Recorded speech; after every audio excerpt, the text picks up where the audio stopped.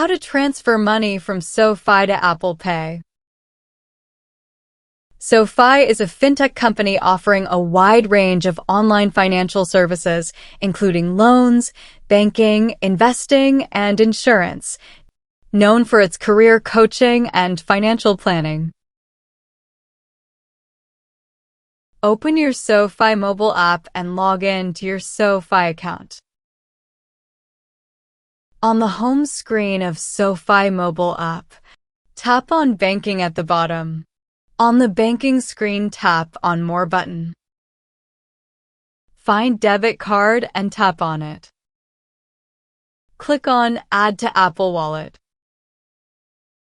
Enter your SoFi card details. Click Next. It's going to say adding card now. This is going to take a few moments. Sometimes it might need some additional verification.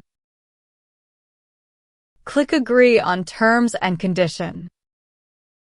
You can see here it says card added. Now you can transfer money from SoFi to Apple Pay. That's it. Thanks for watching.